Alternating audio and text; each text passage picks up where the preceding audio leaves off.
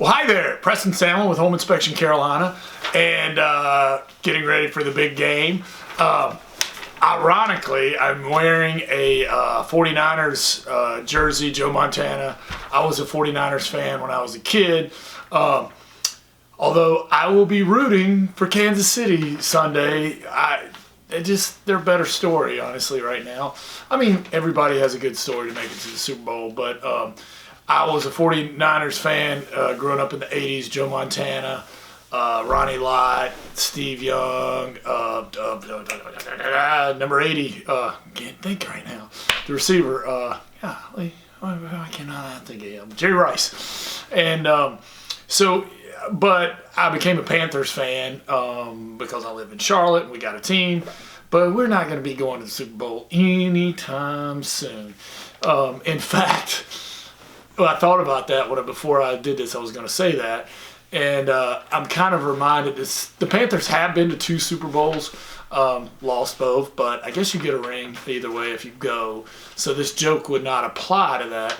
But I was at a conference one time, and Joe Theismann was giving a keynote speech, and I remember this. It's mean, but it's funny. He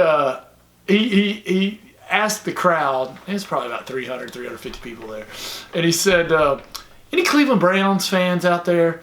And these people raised their hand kind of in the middle, back, and he jumps off the stage. He walks down there to him, and he says, he's got the mic, and he says, he asks them where they're from, somewhere in Ohio or something. And then he says, well, as Cleveland Browns fans, I want you to see something that you are never going to see in your lifetime. And he shows him his Super Bowl ring. It was so mean, but it was funny. And I thought about that because our Panthers right now are so bad. I guess the same joke would probably work for us, but a Vince Lombardi trophy, because we are a long way from that right now. Hopefully we'll be back soon, but it's not looking good right now. But the purpose for my video today is top 10 ways to get a cleaner home inspection report. And I am going to provide this if you go to our Facebook page, homeinspectioncarolina.com. You can download it. I got it on there as a JPEG, but you can manipulate if you want to put your logo on it, that is fine. I thought I would go with the top 10.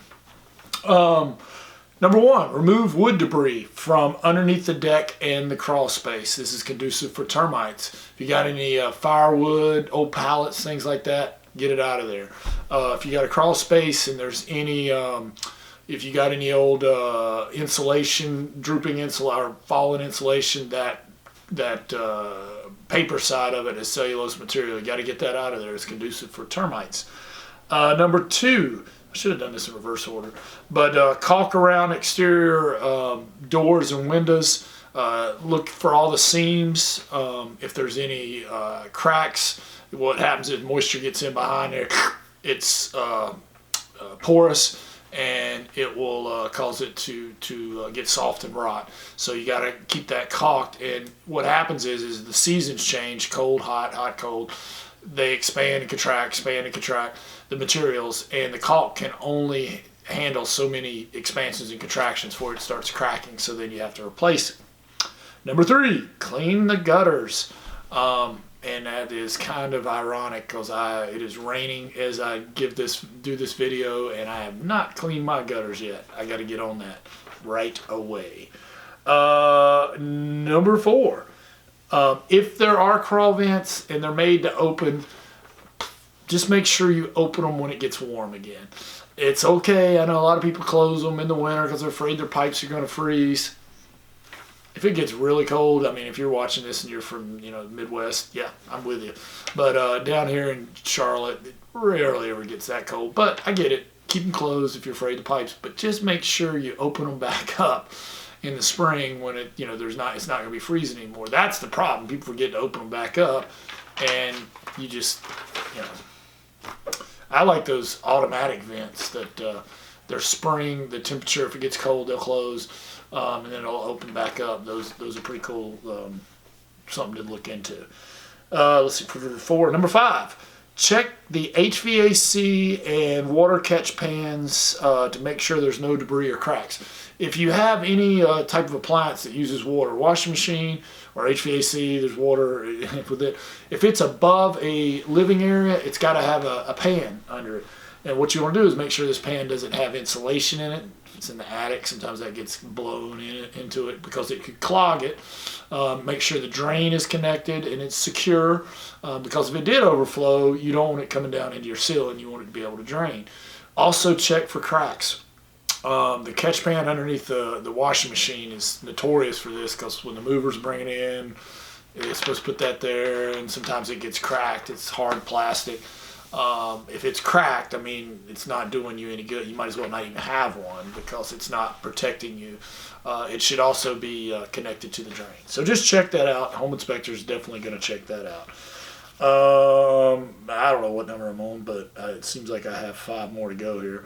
Change your air filters. Just make sure they're clean. That's something that the inspector is going to look at. The buyer and their family's probably going to be there. And if you've ever let them go too long, like I have, probably those louvers are a little dusty too.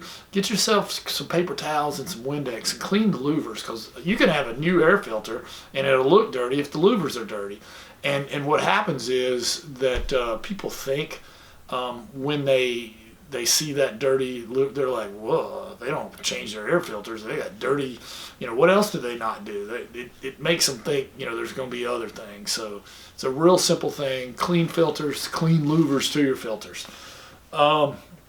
Let's see, caulk around the tubs and showers. We talked about caulking around the windows and doors outside, but now you're going to use a bathroom type caulk, and you want to caulk if there's any, you don't want any moisture getting in behind the tub, anything like that. Now obviously if you got loose tiles, that's going to be a little more to it. You're going to need to grout and all that stuff, but usually there's a seam between the tub and the tiles and places like that. Just anywhere that there's caulk, just check it and make sure it's not cracking, and if it is, you need to replace it. This is one that's I can almost find on every house.